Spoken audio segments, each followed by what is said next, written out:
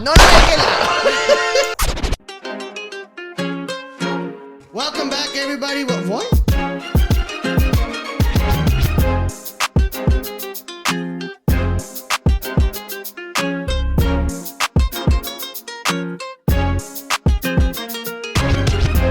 Welcome back to the Room 4 podcast. This is your host, Shanti Monty. I am here with Nona Melkonian, a tremendous host. Baba, Zenet Katri Mevarkyan Okonjner Skerov.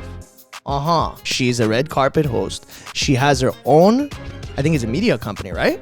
It's called Melkoni Media. Simple. She's done Navasartyan before. She's actually done a lot of social media. You've gone recently to the Pasadena Greek Fest. Was it a Greek festival or? It was a Greek festival. You've also worked on E's People's Choice Awards and Daytime Emmy Awards. You've done hundreds of red carpets, award shows. You're also a multimedia journalist. Yeah, so that's my background. That's your background. Do you want to tell them how we actually met? I think it's hilarious. So we met very recently, a couple weeks ago, and I think our interaction was probably about 2 minutes long. Probably. And within that 2 minutes, you said, "Hey, do you want to go on my podcast?" I'm like, "Sure, why not?" And here we are. We haven't talked since. No, we haven't said anything to each other. It was very like organic.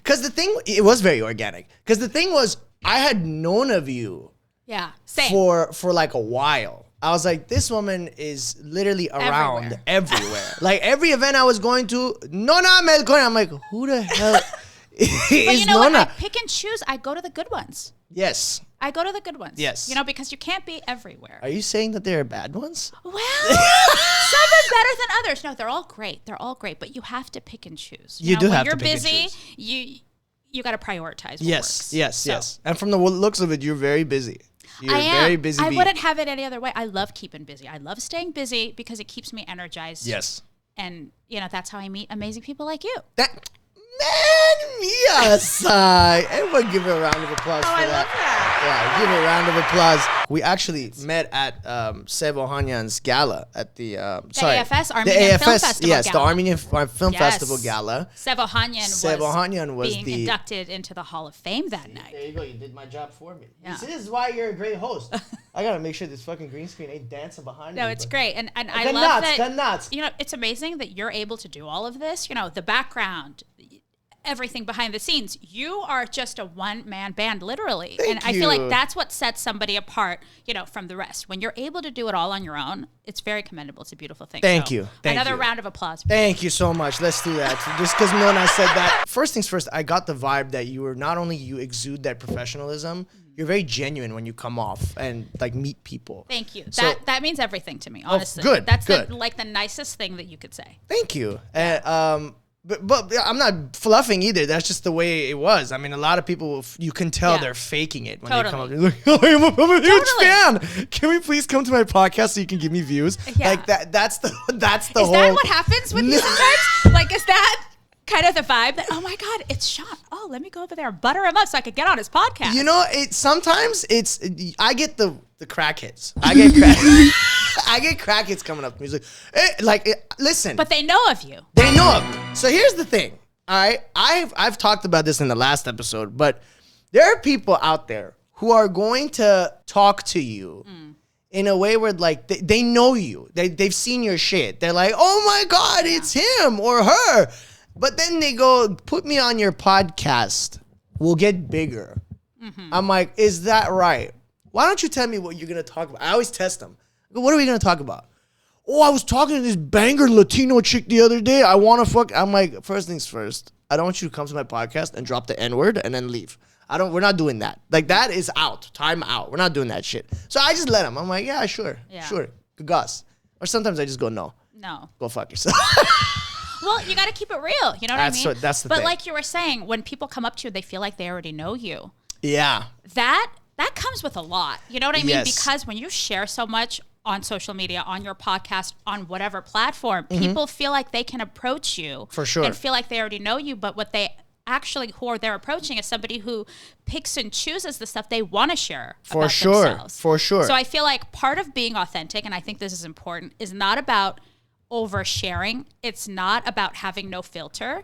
It's about having an opinion and being firm about the opinion that you choose to share, but it doesn't mean sharing absolutely everything. You know what I mean? That's a good balance. When somebody comes up to you and they feel like they know you, it's like, actually, you know parts of me, the parts that I'm willing to share, but there's this other layer there. Oh, for sure. But I feel like that comes with so much responsibility. You know, when you are in the public eye, when people feel like they already know you, one, you have to be so careful about how like, regardless of what you want to say to them, I'm sure you didn't say it like that. You're like, oh, okay, you know, let's explore I said it like that. No, I said good for you. No, I said it like that because at the end of the day, I understand, like, I've gotten better at it because I know where it's coming from. Yeah. At the end of the day, I know what my intentions are. I know that it's always a positive intention. If someone is telling me like, oh, let's put it, I'm like, bro, shut the fuck up. We're not coming on to my part. But it's always with a joking manner. Yeah. Even though I'm serious, you're not coming, but it's still a funny thing. Like, you get to have that moment. We make a moment out of that. It's just funny that our interaction was about 2 minutes. I don't even think we talked about anything. We didn't talk about anything. I just listened to you. We knew of each other. We knew of each other. And so when you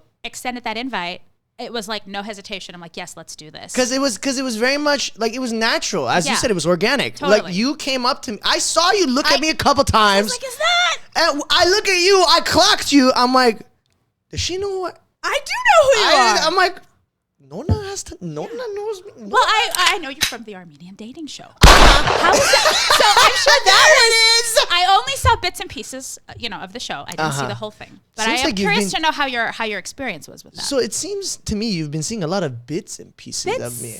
Yes. Which is interesting. The algorithm is doing its thing. I think so. I'm not complaining. There you go. I'm not complaining. But to answer your question, the dating show was a very fun experience. Yeah. Because again, that was the first time like a major production came over to my house and we filmed everything here. They rearranged all the furniture to make it look, like that couch back there, they actually pushed it forward a little bit.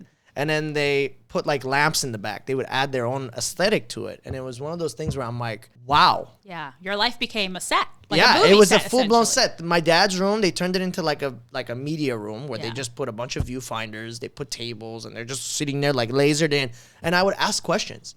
I'm like, oh, like, what is this for? And I was tight with the rest of the crew. So it was new to you too. 100% it was new to me, but That's I so loved awesome. it. I was like, I need to see this. Like, this is the world I want to be in. Yeah. So I was like, I need to know what you guys are doing. What's this called? What's this device called? What are you guys doing? What does this do? And everyone on the set was like, I was cool with everyone. I still follow them on Instagram and stuff like that. So it was very fun for me to actually be on a project like that. And it was very cathartic too, because my dad and I had been through a lot since that day and that shoot, and we just felt like it was necessary for people to know our story. It's a shame it didn't continue. It just kind of died where it died, but that show will 100% live on for whoever got to experience it and whoever got to watch it. Yeah. So I think you should watch it. I will. Well, I've seen a few episodes. Oh, you have? And you totally stood out. And I have to say, you were the exact same person in front of me right now that you were on that show. You have the same energy, and it's just, it's a beautiful thing. Thank you. That's the one thing that I've told everybody. It's like, wherever you see me, I'm 100% authentically myself in any room I'm in. I have to be that. Yeah. If I don't follow my own word and my own instinct, what am I doing? Totally. I hurt my own credibility as a person. So I think that's the most important part. And even if I'm an asshole to somebody, I'll agree with them. Yeah, fuck it, I'm an asshole. They're just because regardless of what I am, you're going to paint me into something anyway. And I'm sure you've experienced that too on your end. So it was a very good experience. And I don't know what episode you got up to. Did you? It was the first few ones, but I'm curious to know if you found love. She'd be right here. She'd be right here. I did at one point, but it was like years after the show. It was years after the show. I am like completely out of the game now. Completely out of it. I'm like, no, you got a lot to work on. I feel like a lot of us do. I don't know if it's 2025. Like, dating is just, well, for me personally, I was like in a relationship from the age of 18 to 35. So I was, with one person, then we got married. And then by 35, it's like I was crawling out of a rock. I'm like, okay, what do I do? So. What do you mean, what do you do? Like, how do I be do a this? mom, be married. What do you mean? Well, I mean, after the age of 35, after I was no longer married and I was entering that dating world. Oh, okay. That's what I mean is like, I didn't really understand how to date. I knew what I didn't want. I knew who I didn't want to be. But I was kind of just like, it was a self-discovery kind of thing. And I'm learning more than anything that dating in 2025 is a shit show.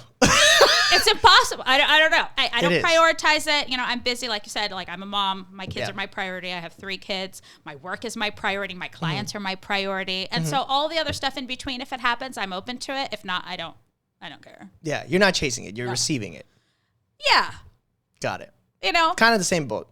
Kind of. Kind of the same boat. Yeah. I feel like a lot of us are, right? Yeah. But here's the thing, though. I have this big pet peeve on people that try to conflate healing with going and taste testing the world. That's just me, the way that I think of it. Yeah. Because I personally believe that if you're chasing validation in any way, shape, or form, you're not healing. No. All you're doing is trying to avoid whatever the fuck you've got going on. Healing is literally you just redirecting everything that you want. But healing it's not linear. Like it's exactly not an uphill kind of a progress. Like sometimes it's 2 steps forward, 1 step back. For sure. You will have step backs in your healing journey. Yes. But as long as you're taking more steps forward than you are taking back, ultimately you are healing. Yes. You know what I mean? Yes, I agree. But you're right. I don't think many of us are taking those necessary steps to actually healing ourselves. No. You know, we're reading quotes. You know, we're doing everything, but really working on ourselves. I hate those. I hate people that put up a quote for their Instagram story to justify that they're healing. Yeah. It's almost like you're advertising that you're hurting, which is, I get some people, it's their coping mechanism. It works. But bro, like I saw you Saturday. I literally saw you Saturday. You're talking to like, if it doesn't matter, it's non-gender specific, but you're talking to like 5 other people. You're not really giving any attention to this one person. You're kind of like playing the field because you feel like you got play. It's a shit show. It's tough out there. It's in every way. And not just like healing. You know, I think it's important for us to make time for ourselves to figure out who we are and what we like and what we don't. Yeah. And you just have to have positive energy and positive people around you because it's so easy to get sucked into things that are unhealthy and that will make you spiral on like a downward whatever. I mean, a lot of like mental health is so important. For sure. I think it has to really be a priority for so many of us. And you have to put that on the forefront. You know, I think COVID taught us that. COVID taught us a lot of shit. COVID taught us a lot of people need to stay home, but they shouldn't come outside. These gargoyles are coming out. Gargoyles. These are weirdos coming out now. Well, you know, we're all a little bit weird. You're the best. You're being so politically like correct. I'm just here like, you're a piece of shit.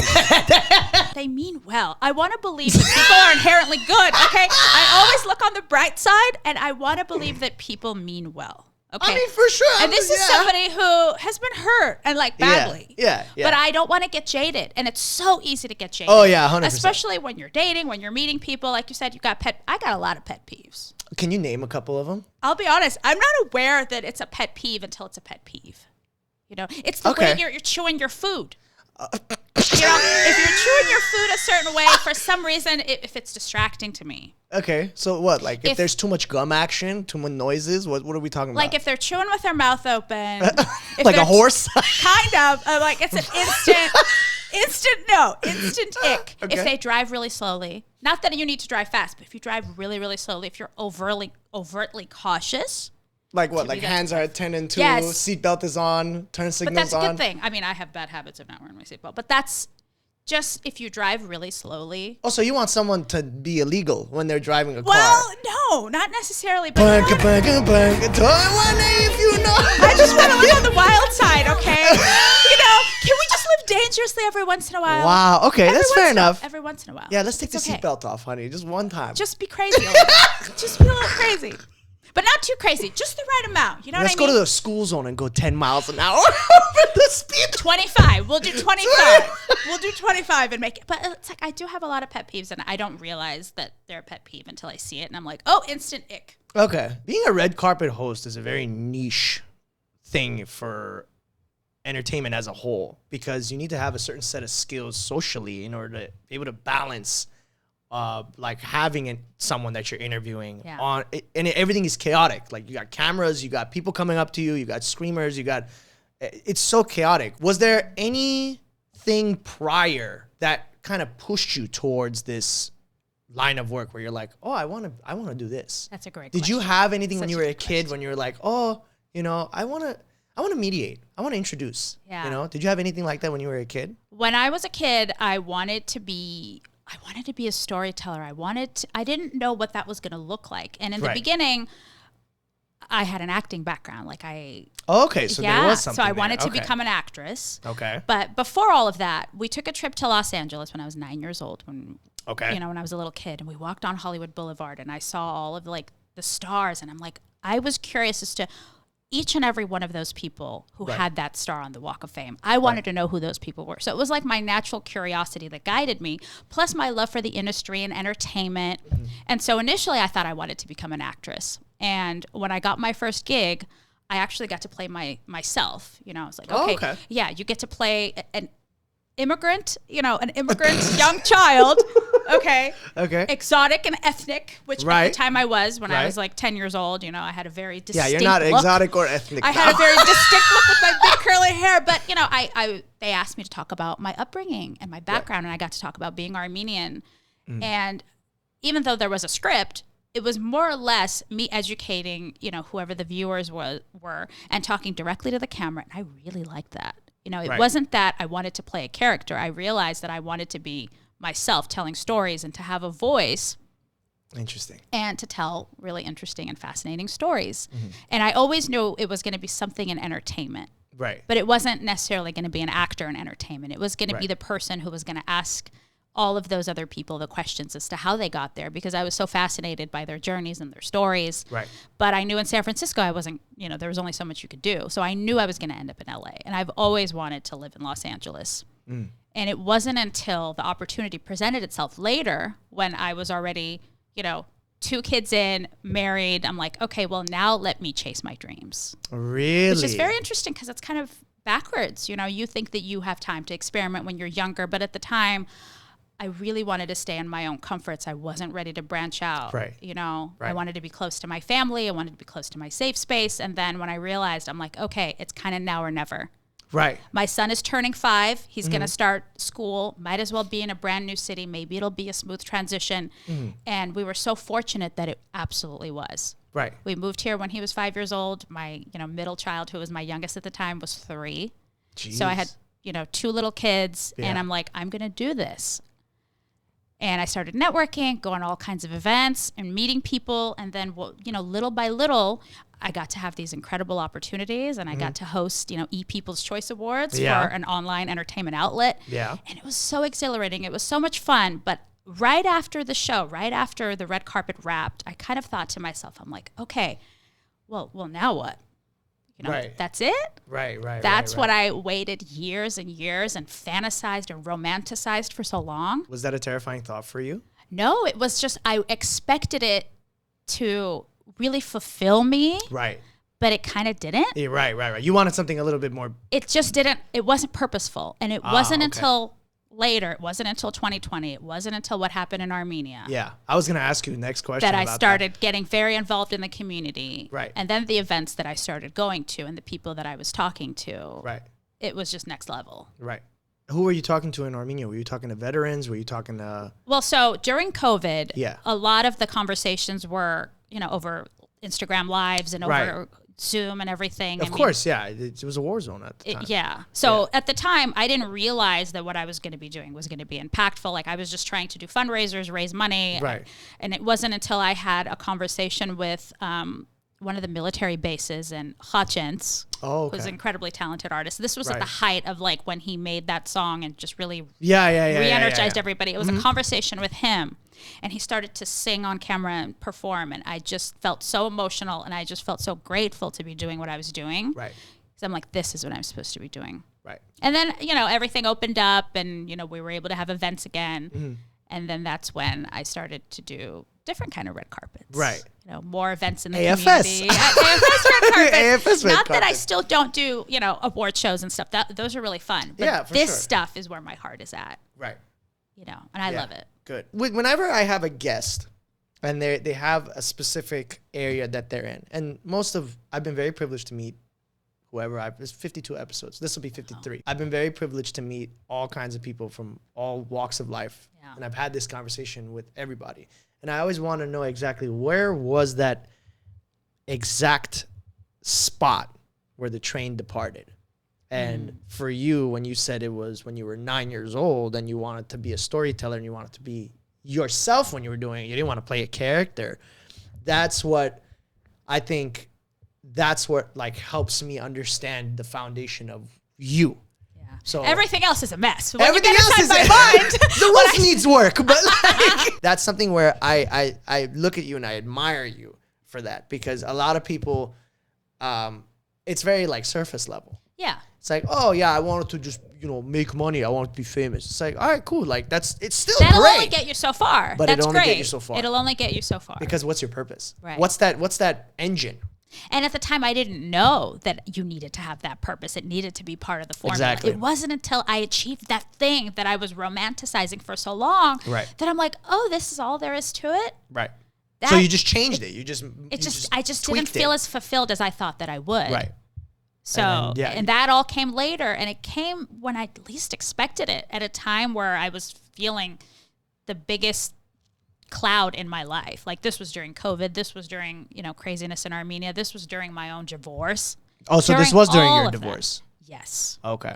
And you had been with your ex for... We were married for 10 years, together 7 years before. So ultimately, it's 17 years total. 17 years. From 18 to 35, I was off the market. And then after 35, it's like I crawled out of a rock, and I'm like, okay, now I have to just be out here and date. And so the hardest part of that was just like trying to really make sense of the world. Right. Okay. At the time, I had a 1-month-old baby. Right. Like I was... This is your firstborn? This was my third. Oh, this is your third? Yeah, so it was after I had my third. Okay. We had 3 kids, and it wasn't until I had, my third that I was dealing with the kind of challenges that I was. But it felt very unnatural. Just like as a mother, you put your baby down, you get ready, and then you go on a date. Like it was very interesting. But I'm glad I had those experiences, because I learned what it is that I don't want and what I don't like. So I spent a couple of years figuring out myself. And now that I know who I am and what I like, and I'm just kind of, okay, we'll see. We'll kind of see what happens. It's interesting out here. Yeah, for sure. It's a different carnival out here. It's different than it was in 2003, when I met, my only boyfriend, and then we got married. Yeah. It's very different. Yeah. It's very interesting having these conversations, because I think you're the only person who not only you're the first mom to be on the show. Really? You're the first one. And you're also the first one to really explicitly talk about this side of it, where it's like you're also a mom of 3 currently. Yeah. You're in entertainment. Mm-hmm. You, even with all the mess that you've had in your life, whether it was by choice, whether it was whatever the case may be, maybe it was just life the way it worked out. Yeah. The way you still balance all that, where you keep your dream alive, but you also keep your family's needs together. What's something that you can teach the younger generations about some of the expectations of what it takes to get to the position that you're at? Because we all have different mindsets and expectations. Yeah. Like a lot of people, I've had friends in and out. I've had people that I've talked to where marriage is like their number one dream in their life. Like that's the check where they go, my life is fulfilled if I'm married. And it's got guys and girls. Okay. What's something that you've learned that you would give to those individuals as like advice for them to understand a little bit more of what it takes, the realities of what it takes to actually get to that level and make that life more functioning? Well, first of all, I think it's important not to get too fixated on anything. Honestly, everything in moderation. Try everything once, but don't get too fixated on anything, because that's going to become unhealthy. But I think it's important to have a really strong sense of self. Learn who you are, figure out what it is that you really like, pursue something that is yours, your own. Right. When we romanticize marriage,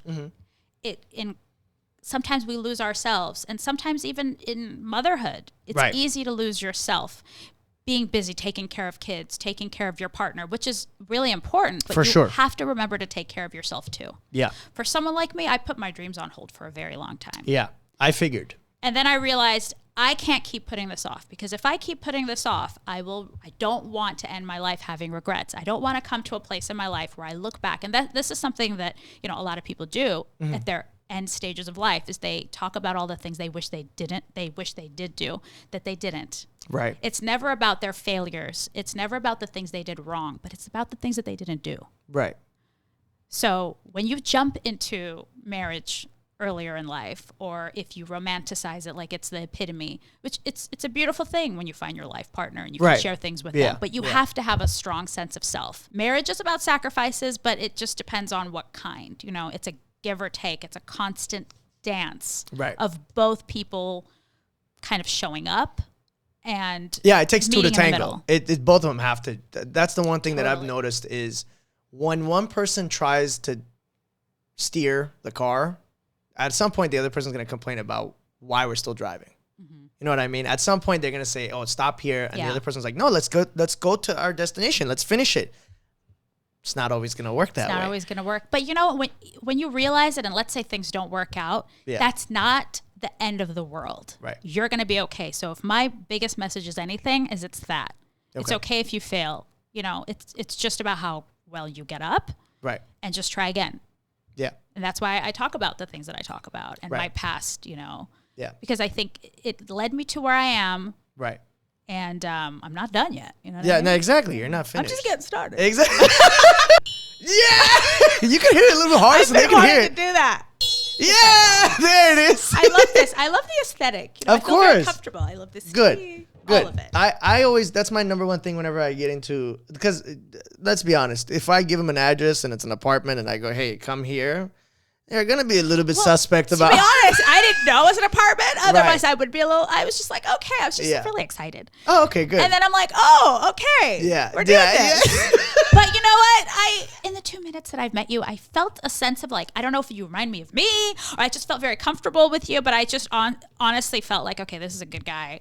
Thank you. Well, I'm kind of crazy too, so if that helps you. And maybe that gave me a level of comfort. Right. So a little bit of crazy's great. Yeah, you gotta have a little bit of something. I'm unhinged when it comes to this. I'm in the field of mental health. Psychology has always been my focus since I was in 8th grade, 9th grade, 10th grade, all the way up. And the only way to really build something with someone is to open yourself up first. Yeah. You gotta be the person that goes first in the line. If something is scaring everyone in the room, you take the first step. Totally. So you can make it okay for everyone else to follow you, or at least to be next to you. So I'm okay with being the ass end of the joke. I'm okay with being roasted. I'm okay. I've been canceled 6 times. Wow. So but it's a certain level of confidence that you have too. I guess, yeah, you could say that. But and not really caring what others have to say, because you already know they're going to say whatever they're going to say anyway. That part, 100%. I've been, the dating show got sloshed completely. My entire name was in the mud just for me being authentic. But you stood out to me. Good. I hope you really stood out to me because you were just being yourself. I'm like, okay, this is, it's a real show. This is real. Yeah. Because that was the main thing. Because when we were taping the whole thing, it was very much, I told my dad, my dad and I were sitting here on the couch, and it was, I want to say mid-December of 2020.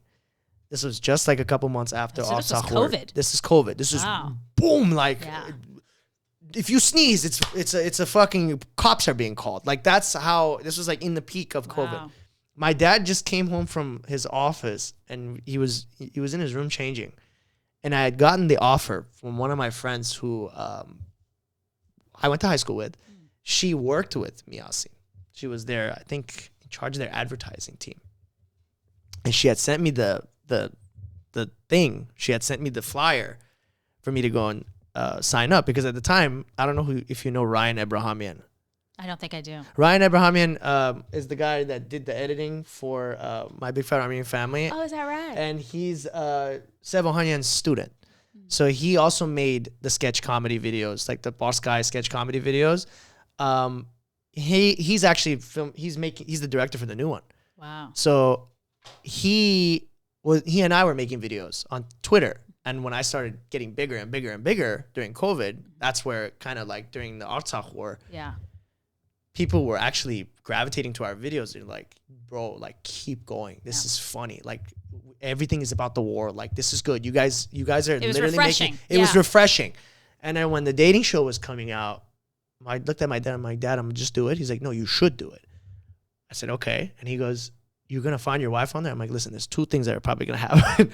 Either I'm gonna get mad bitches everywhere, or I'm gonna get nothing, because I'm going into the show as authentic as I can be, because that was my therapy session, because that was like 8 years of me. I mean, we've talked. Wow. I mean, you've told me in that 2 minutes that you had already known me somewhat because of the other podcast that I was on, RMS podcast, that I was talking about my trials and tribulations. My background was this, and maybe I think I talked about it on the dating show. I don't know how much you've seen, so I was pretty open on that too. Yeah, I saw some of it.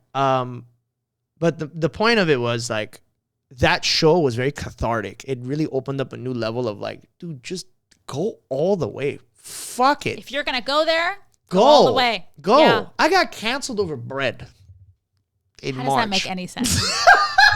I want to know the story to that.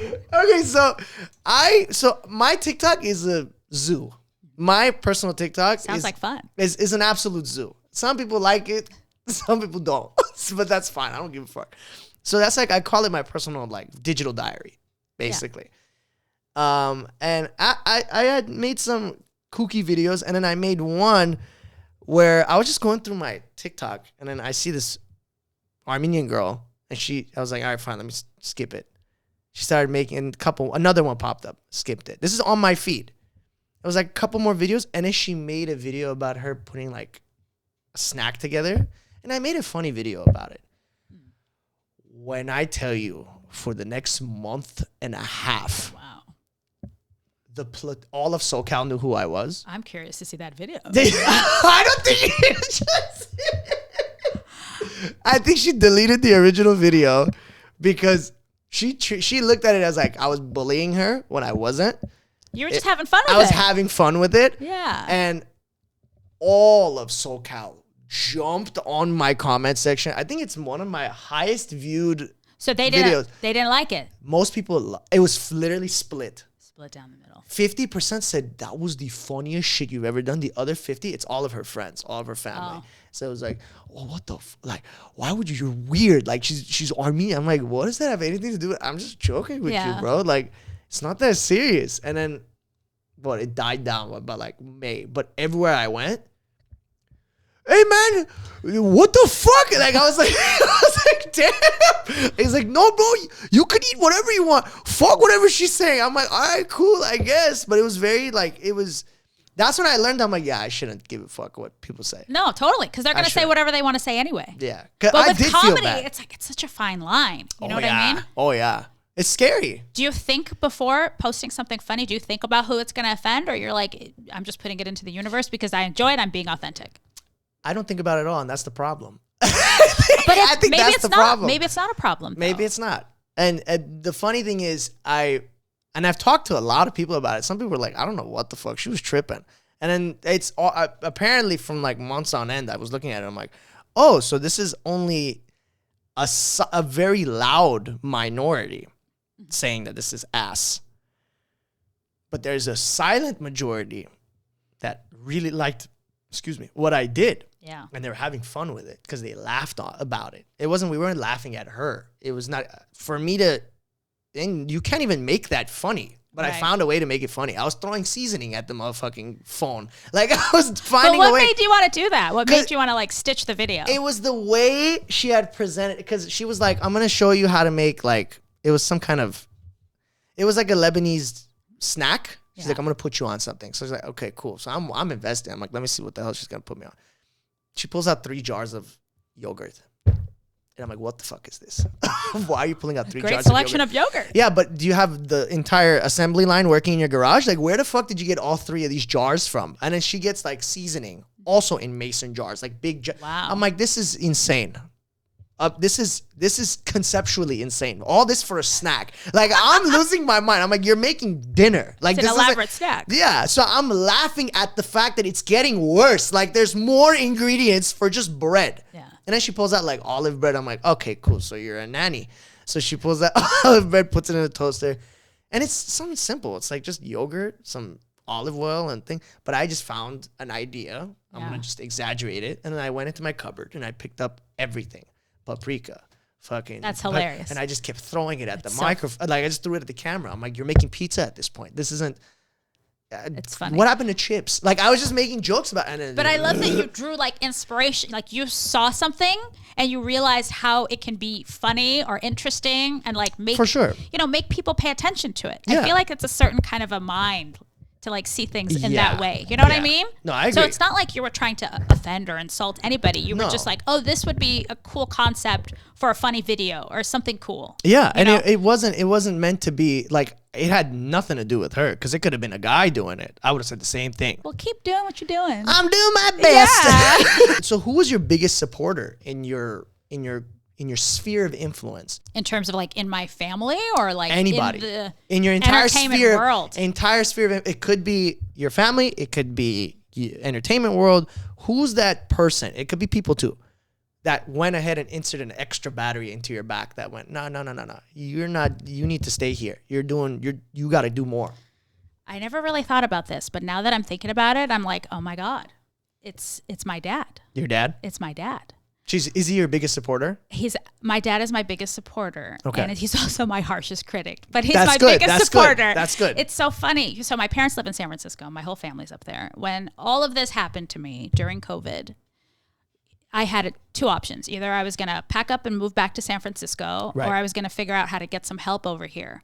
And so my dad, without a doubt, hopped on a flight and he's like, I am going to stay with her for weeks on end, months on end, however long I have to ensure that she can get back on her feet, do whatever she needs to do, and continue to stay in LA. She's waited her whole life to live in LA. Right. And now that all of this is happening and with COVID, well, first of all, I had a job at the time, for the city of Torrance, and I had my own show. So there was all the stuff that got put on hold.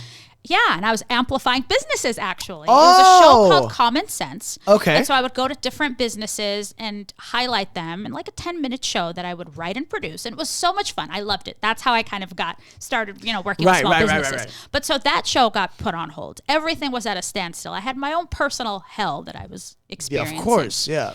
And so my dad hopped on a flight, within hours, came to LA, stayed with me for a couple of weeks until I figured out what I was going to do. And then it was a constant back and forth of my mom shipping him down to help me. Right. And he just became my biggest cheerleader. And until this day, he's my biggest cheerleader. Good. He supports everything that I do. And this is a traditional Armenian dad. Of course, yeah. Who, I'm sure if it would be his way, he'd want me to be a doctor or a lawyer or a dentist, whatever. But so he sees the things that I am good at. Right. And he pushes me, to continue in that path. Good. And it's very interesting because it's kind of unconventional. Of course. But, my family's been very supportive. And so it's my dad who's been the one to push me to do what I do. And I'm very grateful for it because I don't think I'd be able to do this. Like you said, the balance, there's no such thing as balance. It's a constant juggling act. For sure, yeah. When I am working 3 to 4 days at a time with events back to back, I start to think, oh my God, I'm the worst mom in the world. Like, my kids probably hate me. They probably forgot who I am. Like, they probably forgot who you are. What are you doing to yourself? You're going to go pick them up after school after this episode. And I'm like, what do you mean? Did they forget the fun thing that we did last weekend? Like, do they, because when kids are little, you don't know if these things are really making an impact on them, if they're going to remember their memories, whatever. But true.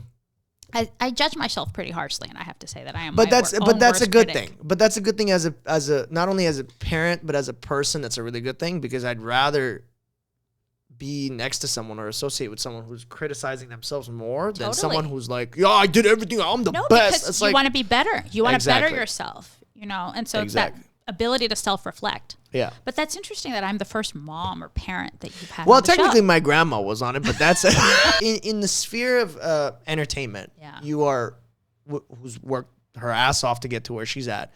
You are definitely the first mom. Interesting. Like first mom, 3 kids, and you have a slew. Like your background is completely stacked. So I can almost have any conversation with you. And I feel like my listeners can learn a lot from someone like you. Armenians, we don't really talk about what's in our closets. We like to sweep that shit under the rug real quickly. So any opportunity I get a chance to have an intellectual conversation with somebody that's going to actually open up and talk about, and be vulnerable and have these difficult conversations, because realistically, me and you are in this state where we don't necessarily, I don't know, you could feel this way, but I don't necessarily feel like I represent the Armenians as a whole. Yeah.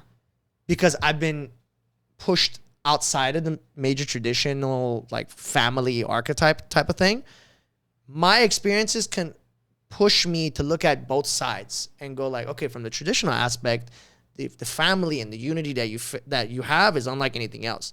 But when that disappears and you have to find yourself, it's a different war that you have to play. Because we're taught to just like, well, family is everything, and it is. It is. But they try to nurture us as much as they possibly could to protect us from all of these things that really can happen in life. And so sometimes when they do, we don't know how to react or respond, so we don't even talk about it. And so I want to make sure that those people who feel like they're experiencing something that maybe nobody else in the world is, no, they're not alone. They're not alone, and it's okay, and you're going to be okay, and that's the most important thing. It's okay to have these conversations. In fact, it's healthy. Yeah, it is. What I've noticed is whenever someone says, you're going to be okay, we always have this weird, like you tense up when someone says you're going to be okay, because all we want to do is just find an avenue where we can get rid of these feelings.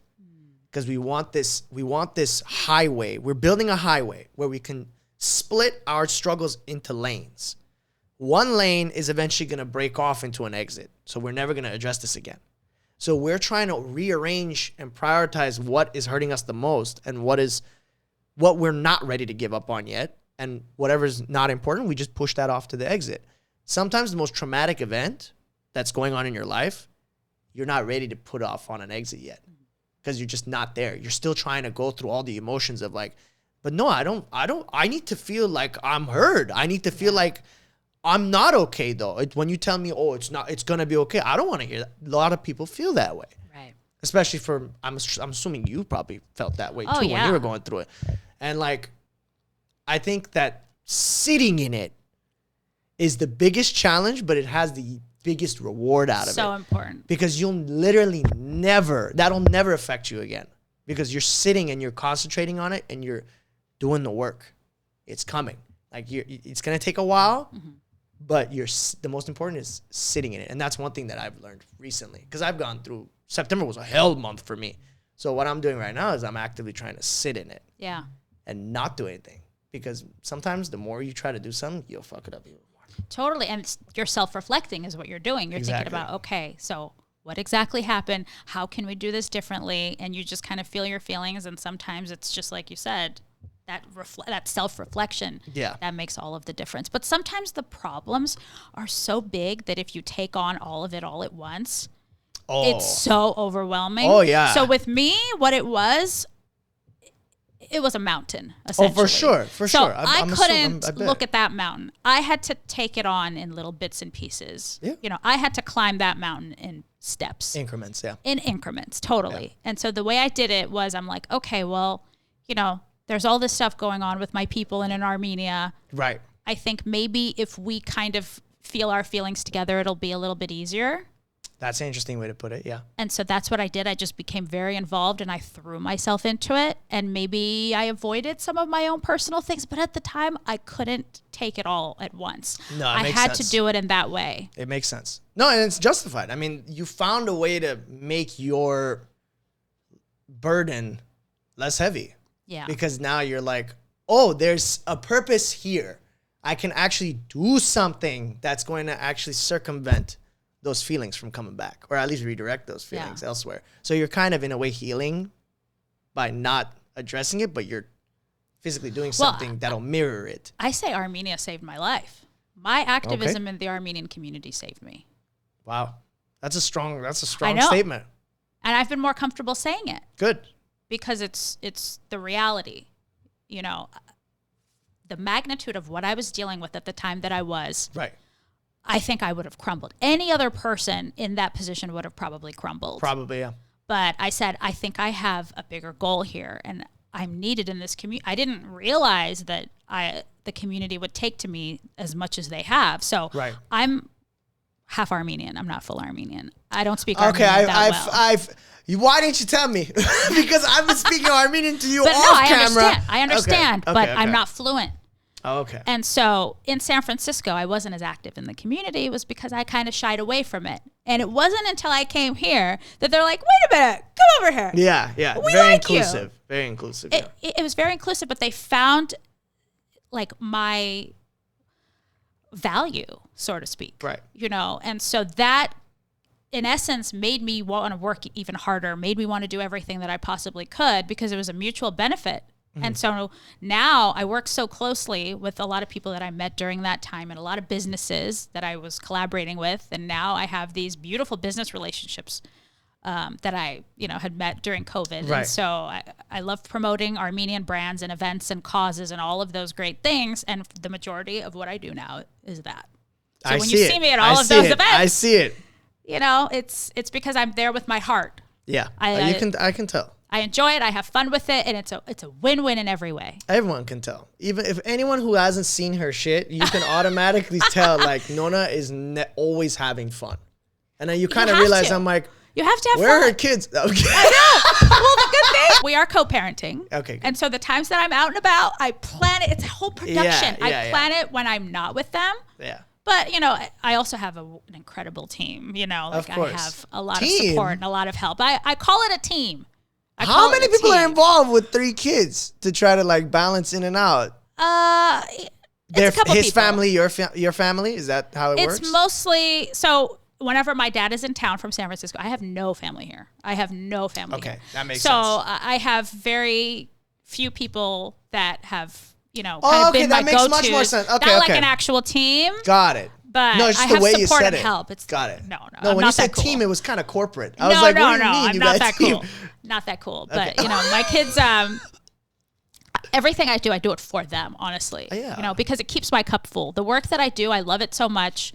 And when I come home to them, I'm like more excited. I'd say that I'm more hands-on. Right. When I get to kind of balance that kind of lifestyle. Right. No, I can see I have that. so much respect for stay-at-home moms. Like I couldn't do it. When it's nonstop for me, when it's just me and the kids, I'm like, this is 20 times harder than being on set and getting yelled at. And, this is so much harder because it's a lot. Yeah. It tests your patience, for sure. all of that stuff. But how many can I show you? Mommy, can I show you this? And you're like, well, that's easy. Is it? When they have meltdowns in the middle of like Target and they're, those are off bad. the rails. I can't. That's when it tests your patience. You're like, okay.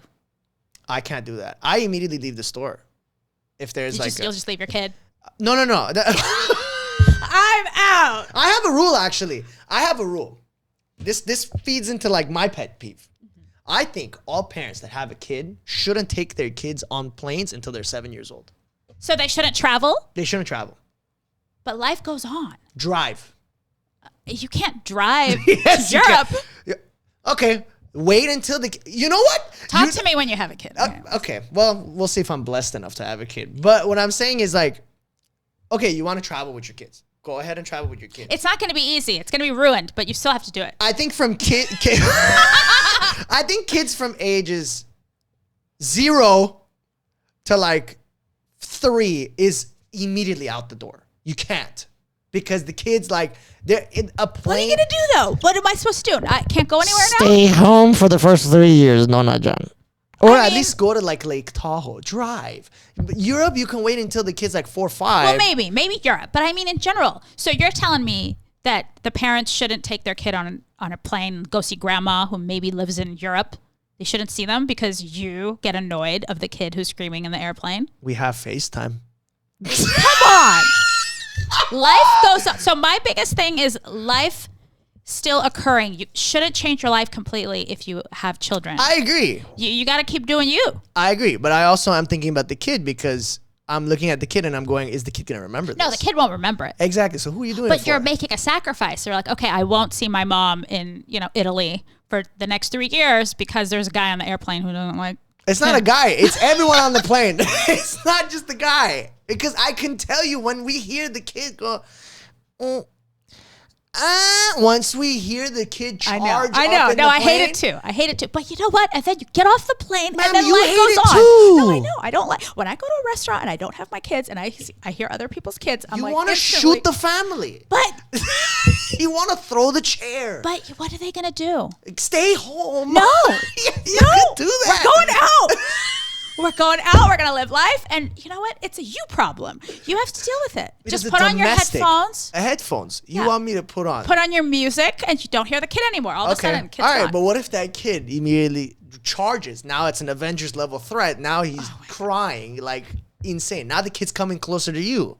Well, then this is when their parents will stop them and hold them and keep them from coming to you. Are you threatened by a 3-year-old? I'm very threatened by it. I'm just, you know what it is? When I hear a kid crying, No, I get it. I start to like I know. feel uncomfortable because But I'm like, I can't do anything to solve this. Yeah, but you're not supposed to. That's the worst part. I know I'm not supposed to. I completely understand. Yeah. I'm just trying to like remove myself from the situation, but then I can hear that kid. Oh Like just still crying, and I'm like, bro, if you don't put a sock in its mouth right now, like I'm gonna box the shit out of the parents because now I'm getting upset. So with the no, parent. kids will teach you patience because imagine what you're feeling in those 5 minutes of interaction with that kid. Imagine what that parent feels. Yeah, they get all the 18 hours time. of that kid. Yeah. I understand. I So understand. that's why I Completely take my hat understand. off, you know, For sure. to parents who are dealing with all. I deal with that all the time, but you know what? It's temporary. But you have to agree with me on this. Some parents don't address this, and they let them fucking cry it out, and it's selfish. I think it's very selfish. Well, it is. If you're just going to let your kid do whatever and then you That's- just don't address it and then everybody's annoyed, that's a different story. But how you got to pick and choose your battles. For sure. I And pick with some choose- kids, yes. they may be having a meltdown due to other reasons. You know, I agree. it could be sensory overload. You know, they could be having That's some fine. other issues. They could be on the spectrum. Like there's all these other things that are going on that the outside people 100% don't agree. know. And it's not about me making sure society feels comfortable. You know, That makes sense. I completely agree. I'm still gonna leave the store. yeah, and that's fine. I'm gonna leave the store, but I can't leave the plane. So can't leave the keep plane. the kid at home.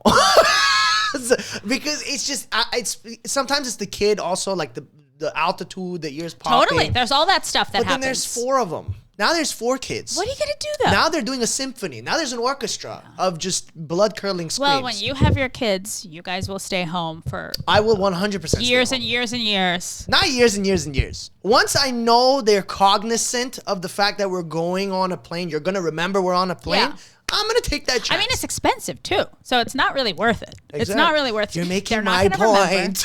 But that my whole point is you shouldn't stop your life, live your life the way you would live it, because what's going to happen is you're going to start to feel not very happy. You're not going I to be agree. happy. I agree. You know, and that's the bigger issue. I agree. Here. But I agree. I agree. I just think that your life is not incumbent on this one trip. You can Totally. take a trip again. That's what my thing is. So if that's my pet peeve. But it's not just one trip though. Like it could be anything. It could be like, okay, well, just don't go to grocery stores. No, go to grocery you stores. know, don't fly. Don't. Just don't fly. Go anywhere else. Just don't fly. Just don't fly. Because I am already stressed. This plane, I'm scared to fly. Have you been on Spirit? I have, yeah. Have you been on the other one? The green one? I don't know. I didn't know there was Frontier? other ones. Have you been on Frontier? But what does the kid have to do with that? Well, let me explain something to you. Oh my God. So Frontier is one of the scariest airlines you're ever going to go Oh on. my God. Worse than Spirit. I'm not going. Don't go on it.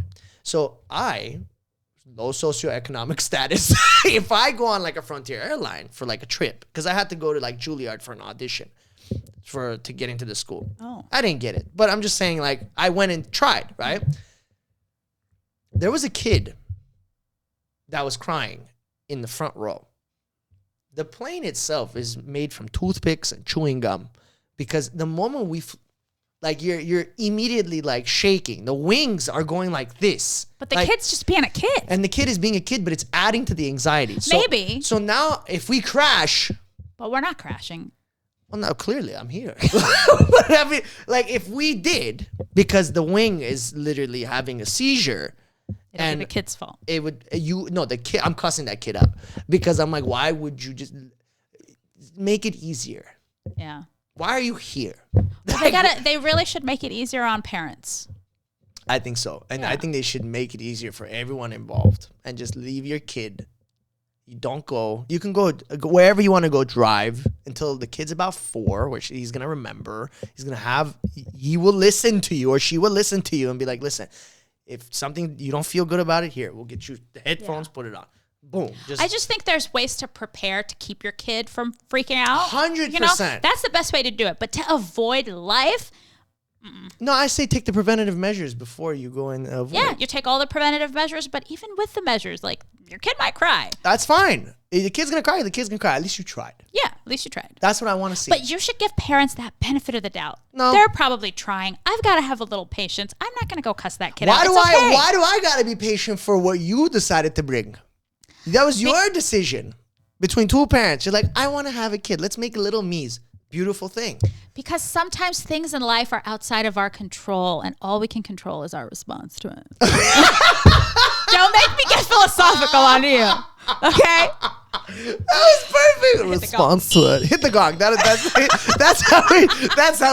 That's peace and tranquility. Oh here. my gosh. Are you having a blast so far? You having a good time? Fun. Yeah, okay, good. That's all that matters. Yeah. What did I want to ask? I had a question in the back of my mind. Shit. And then that just kind of... Fuck. Okay, so we talked about your support system. Oh, you said when I asked you about support system, you mentioned family and you mentioned entertainment. Yeah. Who's that entertainment support system then? Because you kind of alluded to it. Do you have somebody in your entertainment sphere of influence that kind of pushed you into... I've met a lot of friends along the way. Okay. I wouldn't say anybody's pushing in any direction, but I've met so many people who are also in this world who are my great friends. Right. Because I feel like... like you said, the work that I'm doing is so niche and it's so small that when I meet other people who are also doing this, we just kind of become friends. Yeah. You know, it's a very supportive. Is that quick? Is that magnet quick? Do you guys like attract each other really fast and you just I think click? so. Yeah. When I meet certain people and we just vibe, then we just absolutely click. You know, Good. I love meeting new people. I've met so many incredible, like LA has a bad rep. I'm not going to lie. When I go back home to SF, they're like, how do you do it? Everybody's so fake and this and that. I'm like, no, I mean, yeah. No, but you find your people. Yeah, Not for sure. everybody is like that. Like, no, yeah, I agree. You're going to find your people. If you are authentic, you wear your heart on your sleeve, you're going to find your people and it's going to be okay. I agree. I agree. It's just so big. Yeah, like it's LA is one of those things where we could be in Encino, we could be in Thousand Oaks, we'll still say we're in LA. Yeah. Just because there's so many people and the diversity in this county and in this city that it's easy for someone to look at the way Hollywood reacts and how the entertainment industry reacts and they go, everyone's shallow. But because we're so big, I feel like we don't have the time to really connect with people. Everyone's just in their own bubbles, their own cars, they're driving. And they're stressed. Maybe they're taking airplanes. Maybe they... Well, life is stressful. But yeah. I don't know if it's LA or if it's really anywhere else, but you know, the thing about LA is like there's an element of magic here. Okay? Yeah, there's so much sure. creativity. So many people are striving to do better and to do more. And then it's a fine line because it kind of can become like a hamster wheel. Like there's a lot. LA is the hustle culture. It is the hustle culture. You can hustle anything in LA. A lot of cities are like that too. But there's always more. Like, you know, you can feel like you're reaching success and then you meet somebody who's a bazillionaire and you're like, oh, but I haven't achieved that level of success just yet. Right. So that messes with your psyche and your mental health. It does. You got to have a strong sense of self. Yes. You know. Ooh, that you just brought it up. So have you ever struggled with, I know everyone has kind of struggled with comparisons, like comparing your life versus somebody else's life. You being in the niche that you are, have you compared yourself to other contemporaries in your field where you've been like, what are they doing that's a lot better? Or maybe you haven't done it. Was that kind of like a struggle that you've had to deal with? It wasn't a struggle. Industry? Honestly, I feel like I get inspired by other people in my industry. Good. I get inspired by them. I'm like, oh my God, she's so amazing at what she does, you know, but like everybody's kind of in their own lanes. Good. Like my path is here, your path is there. We're both going to be great and we're going to support each other. And that's kind of the attitude that I like to have with it. Good. Because it's so much healthier that way. Oh, for sure. It's easier. It's much easier. It's easier. Much easier. Because in this era, it's just, I guess, just the modern era. Maybe it's social media. Maybe it's just whatever. But it's very difficult to stay in your own lane without someone else flaunting their own successes at you. And it could just be it could be anybody. It could be somebody random stranger. Oh, you're not living life right until you make like 100,000 a month. I'm like, what? What do you mean 100,000 a month? You're doing something illegal. Because you're going to lose it in like it's 2 easy. months. For some people, they get sucked into that and they're influenced easier. So you have to have that foundation, that strong sense of self, whether that comes from family, whether that comes from just people in your life to humble you. Yes. At stuff like that. Because you are going to get tested and challenged, and there will be moments like that where you're tempted. Right. Or you feel like whatever you're doing isn't enough, and then you do this other thing, which isn't necessarily something that you know is right in your heart, but you do it anyway because you're influenced for whatever reason. You have to have that strong sense of self. For sure. And especially in this industry. Yeah. Because you can easily lose yourself just because for that dollar amount. So that's another reason why I'm happy that I moved here and started the work that I'm doing at the age that I did. Right. Because this was later in life when I already had my foundation. I knew exactly who I was. I knew what influences were not going to affect me. I think that made a really big difference. Mm-hmm. I agree. Yeah. I think that if you were a little bit younger, or I even say this myself, I'm 27. So I could have been 21. I mean, I've kind of been in the public eye since I was 15, 16. Really? Because when I was 15, 16, I was making sketch comedy videos in high school, and it reached multiple schools. So like I had but it was a different name at the time. It was like Persian Prodigy or something like that.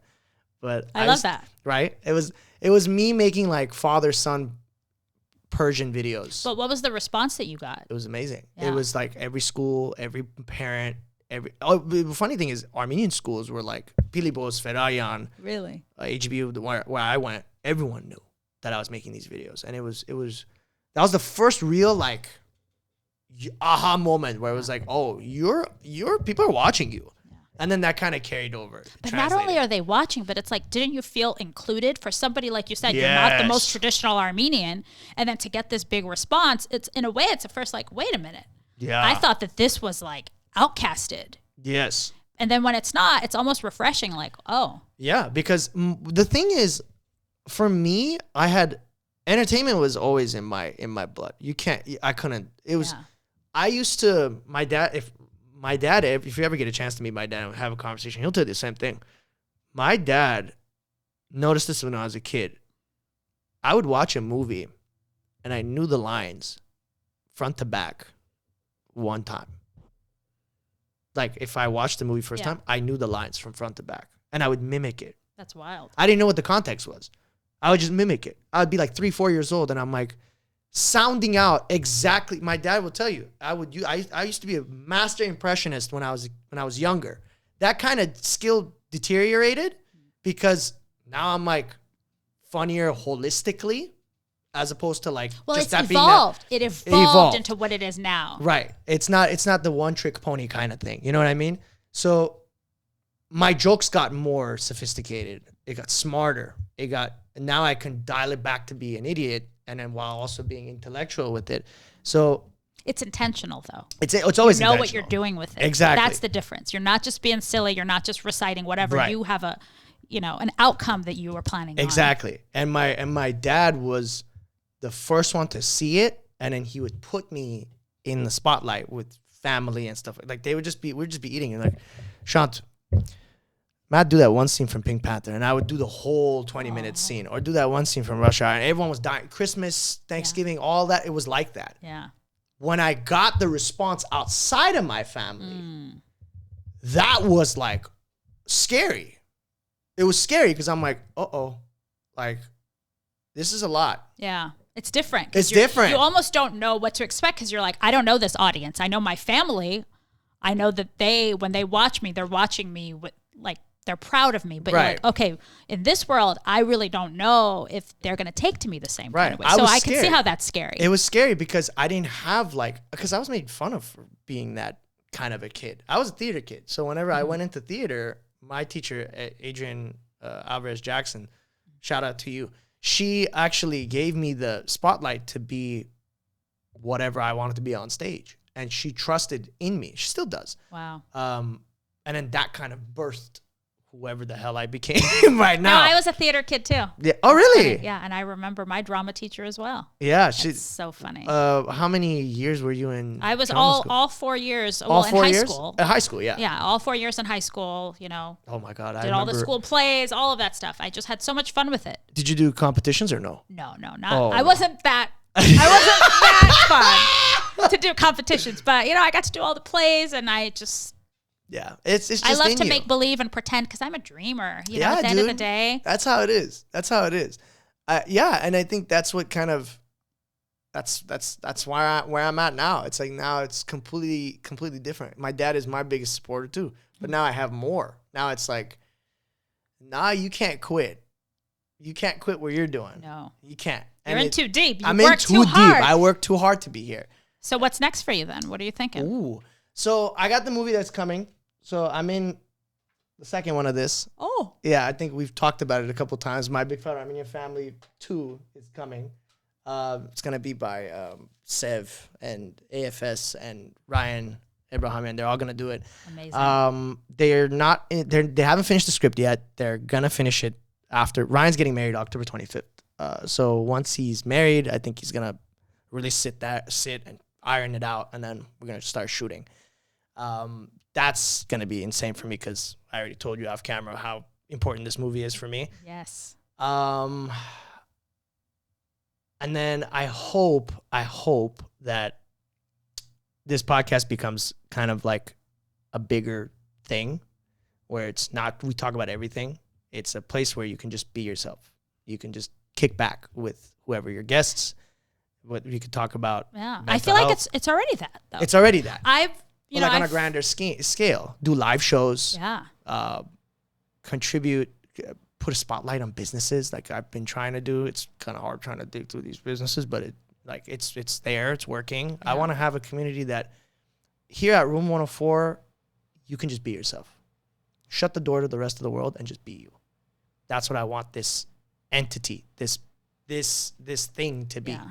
Well, I feel like it's already that. I feel very comfortable being myself and Good. talking silly. Good. I started off telling you all the crazy things that go on in my mind. Good, but, good. I'm glad that's what I want it to be. I want it to be the safe space that when I was a kid I would have wanted, and I wanted my friends, everybody. I want this to be a world where you can dream, you can say what you want to say, you can feel how you want to feel, and that will be motivation for someone else who's watching to be that outside. I think that's the most important part to me.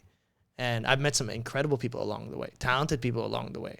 And I made great friends because of it. And I can't even begin to verbally communicate accurately just how privileged I am to be in this position right now. Because when I was a kid, I always wanted to do stuff like this, and I didn't have the means to do it. Now I get to do it. Yeah. And now I'm talking to Nona. Like someone who's known of me. No pun intended. But like, it's a dream. Yeah, well, you're living the dream. I'm living the dream. And you're doing great. So what's next for you? Like, what's something that you have in your horizons? Because again, you've done all the hosting. You've been an advocate for your people. Yeah. You're balancing, as you called it, your mom life and your dream. What's that added cherry on top for the cake that you're trying to bake right now? Yeah, I want to do more things off camera. Really? Yeah. Like what? I want to produce more, be a little bit more hands-on, but not necessarily in front of the camera. Because to be a storyteller, it's an all-encompassing thing. It's not necessarily, being at the forefront, but sometimes it's being on the back end. Yeah, yeah. So I want to do more of that, just be a little bit more hands-on. Is that why you were so appreciative of me being like a one-man show and doing everything by myself? Yes, that's why I was so impressed with it. Okay. Because I love that stuff. And so a lot of times when I do red carpets, I'll bring my own tripod, I set it up, I push record, I do it myself. Right. And I know it's so stressful to also have to think about the technical side and then also be the host. And you're like, okay, I have to drive the conversation. But not only that, I'm thinking about how much longer my battery is going to go until it dies. I'm thinking so it's a certain type of a person who's able to do it all. You triggered me. But it's a beautiful thing, and I commend you for it. And I see it, and I'm like, this guy is doing it. He's living the dream. He's killing it. Thank you. But I love that. Thank you. So I want to do more off camera. Good. A little bit more hands-on. Mm-hmm. I was also recently involved in a film. It's called A Winter Song. Oh. It's going to be out end of November. So we went to Armenia last summer. Is this the one that AFS was Yes. from? Did Yes, you they end up screened it. They screened it, right? They screened it. I think it was the second night of the festival. And I mean, our thing sold out within 24 hours. Yeah, that was insane. Did you see it? I didn't get a chance to see the screening. I was working. I think this is gonna come out before the next screening that we have, which will be at the ARPA Film Festival. Okay, I think it's on let's plug that. November 8th. Let's plug that. November 8th. Be sure to see A Winter Song. A Winter Song, November 8th. November 8th, Winter Song. Yeah, it's a very special film. It's actually like a Christmas romantic comedy that takes place in Armenia. Oh. It's the first American film that was filmed entirely in Armenia, and the whole point is to show the beauty and the splendor of Armenia, just how magical it is, and I think it really captures that. It was the first time I saw it when it was premiering at Wow. AFS, so it was a beautiful, beautiful And premiere. you're in it. I'm not in it, Oh. but I'm one of the associate producers. Oh, okay. So I kind of, was in Armenia for pre-production. And, Right. we were talking to a lot of potential brands and trying to create brand deals to really make this happen. Right. And so one of the people that I met with was the founder of this gin that I brought with Oh, me today. yeah, let's was talk about Oski it. Gin. Let me see. So this is the first gin produced out of Armenia, distributed for the world. And it's made of all natural botanicals, and completely not I don't know sponsored. what that means, but we'll go with it. Botanicals are flowers, right? Or plants? Yes, all Okay. natural flowers and plants and herbs and all kinds of great stuff. So it's all natural, made in Armenia. And I had a chance to sample it and try it for the first time with the founder, a taste Really? test. And it was very nice. So it's very special to me. And I can't wait. Batch number 1. Hello, Very you first. you take care of me, huh? Bro, look at you. So I hope you like it. And shout out to the founders of Oski and the Shout out to distributors. Oski. Please sponsor this podcast. Shout out to Oski. Make number 1 then, Con. We are batch number 1. Yes. Let's Yes. add a 0 and a 4. Let's make it batch 104. There you go. Let's do something like I love that. Come on, But when big I dog. went to Armenia, it was my first time going back to Armenia after, since I was a kid. So it was this Right. incredible, like nostalgic deja vu almost. And Mm-hmm. to be there for such a big purpose, to have so much fun. We were having meetings after meetings, day in and day out. And yeah, so I now bet. this film is ready. It's put together and it's going to be on Amazon Prime November Ooh, 30th. November 30th. I'm actually coming to see that. What theater is it at? This will be at so ARPA for Theater? ARPA, it will be the Chinese Theater. Chinese the Theater. Chinese Theater Okay, in Hollywood. Chinese Theater. Yeah, it's gonna be big. It's gonna be Got big it. and very, very special. So Got it. I was excited to kind of be a part of that and be on the back end. Wow. And I enjoyed that. So I want to do more things off camera. Of course, I'm not going anywhere. I'm still nah, gonna do my she here. I'm still hosting and doing all the things that I do and promoting brands, but it's fun to do different avenues and explore different ways to do what you do and amplify and Oh, for sure. You For know? sure. Oh my God, I had the question. Shit. Oh, okay. What's an upcoming big event that you're going to be hosting that we can possibly see you or advertise? On this end? see what do we have coming up? It's always like spur of the moment. So the Masquerade by the Armenian American Museum Oh, okay. is coming up. I think it's on October 17th. So that's Okay. hosted by Jack Jr. I will be hosting the red carpet. Oh, so then it'll already be out. Yeah, so by the that'll time already you're be out. Yeah. So in November, I would say the ARPA Film Festival. By the time this comes out, that's Okay, everything else I have is in October. Okay, So okay. it's going to happen in the next couple of weeks All right. before this is out. So it's so funny, but it's like so day to day for me. You Yeah. know, I don't have too many things planned way in advance. So we'll see what happens in November. And then it's the Yeah. holidays, and the holidays are very crazy and hectic. But my busiest season is the fall. Like that's when there's Yeah. all the galas and the events and Yeah, all this yeah, stuff. yeah, and yeah, I'm yeah. getting torn in all kinds of directions. But I love it. I But wouldn't that's a have it great any other thing. way. But that's a great thing to have. You're always busy. Your schedule is always jam packed. When I'm not with my kids, I'm running around at these events with a That's microphone great. in my hand.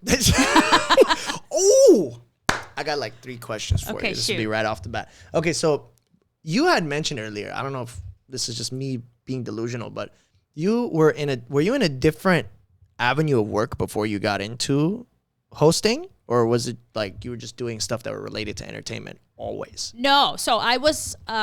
My background is in broadcast journalism.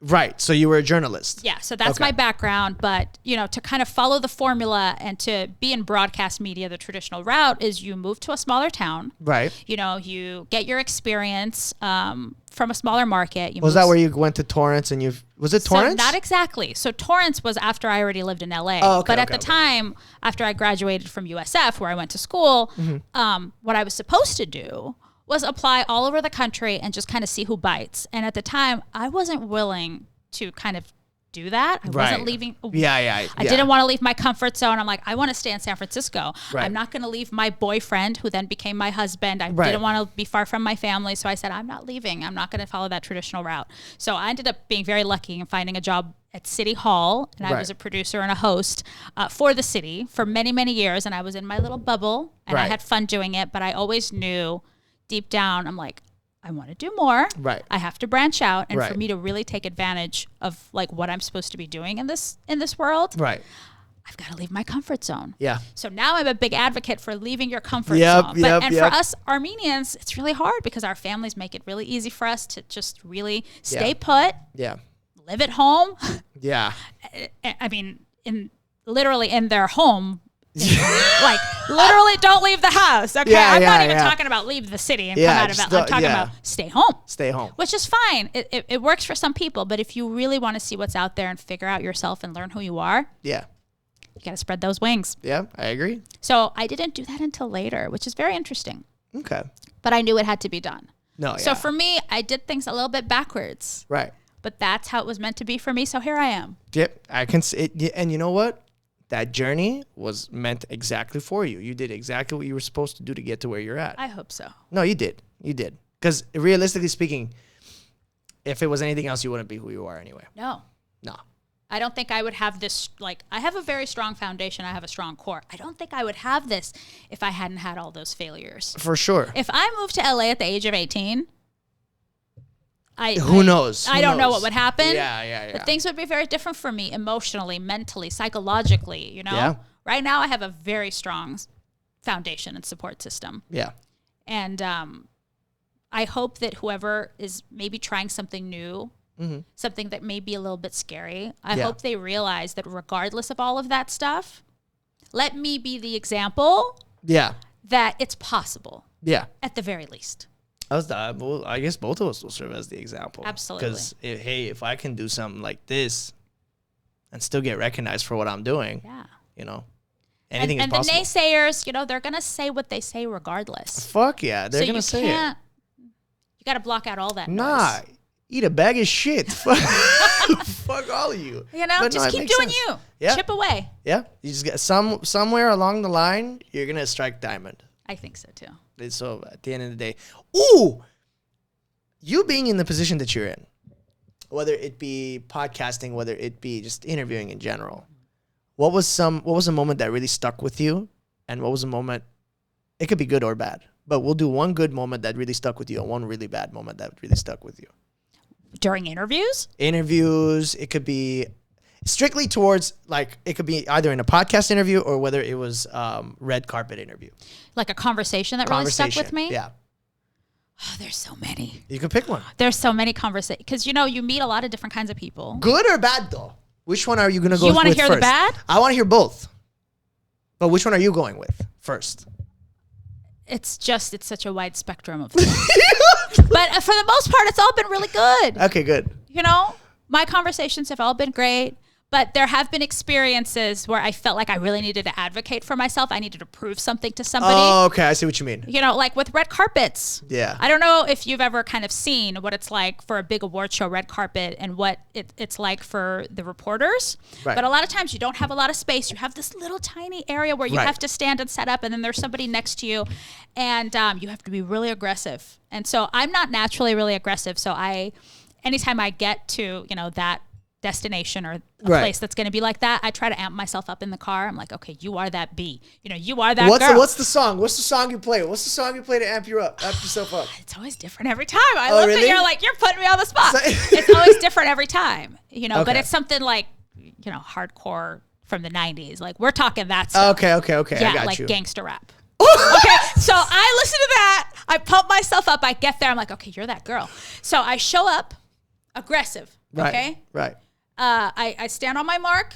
There's people next to me, you know, they try to kind of, I don't know if they will intimidate you or if it's on purpose or whatever, but they make it seem like they know the ins and outs of the person that they're going to be talking to. They're experts. And so when it comes time for you to do your questions, everyone's watching you. They're making sure you know what you're talking about to see if you screw up. So there's all of that fucking pressure. Leeches, bro? But it's not everywhere. No, it's not everywhere. It's I know. certain ones. That's what I'm talking about. Those certain ones. And then there was one time where a girl, like, the ponytail yeah, one? she did the ponytail. What an asshole. Wild.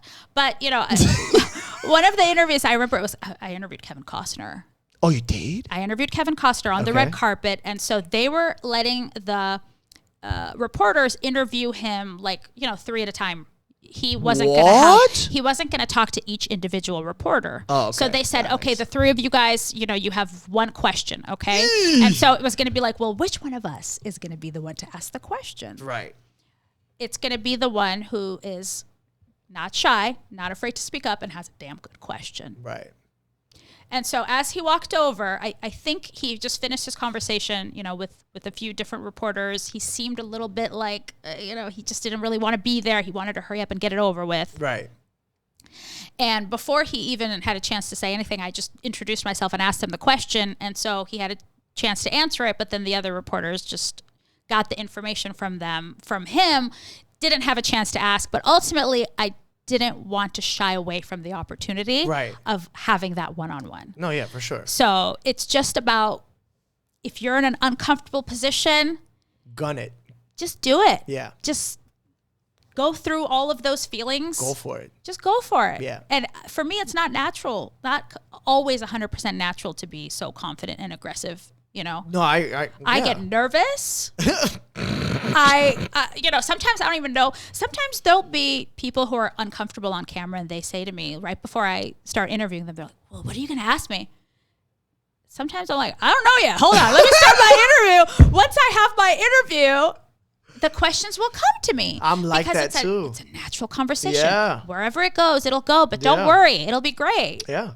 That's the same way I am, because it's hard. Like when someone texts me and goes like, "Oh, so like, what are we gonna talk about?" I'm like, I don't know yet. I don't know. Right? And they immediately, you see them back up. I'm like, okay, first things first. This isn't managed by fucking Warner Brothers. This is me asking you. And it's gonna be more authentic that way. And by the way, we didn't discuss what we were Nothing. talking about. We didn't go over any of it. I'm like, all right, see you. Yeah, It'll be fun. We'll be okay. And we're here. How are we doing so far? Amazing. Good. You're great on time. Oh, we good. have a lot of content. Did you have fun? I think so. Good. I like my tea. Good. I'm glad. Did you finish it, or is there more to it? Oh, there's more. Okay, good. You want me to finish No, it's fine. You enjoy yourself. Where can people find you? You can find me on Instagram, Nona Melkonian, Mm-hmm. or on YouTube, In the Know with Nona, or also Nona Melkonian. So I've got a few different YouTube. You also have your places. media company too. That's right. You want to tag that into? Yeah. So Melkonian Media. Mm-hmm. Check me out there. Send me a message, and I'll see you guys soon. Perfect. This has been Shanti Monty from the Room 104 podcast, the one and only Room 104 podcast. And it has been an absolute pleasure to have you, Nona Jan, on this amazing show. I think we've learned a lot. We've went through literally every single conversation topic there was. You had a blast, I hope. Now let's get you out of here so you can go get your kids and you don't have to feel like you're a terrible parent. That's how I get in.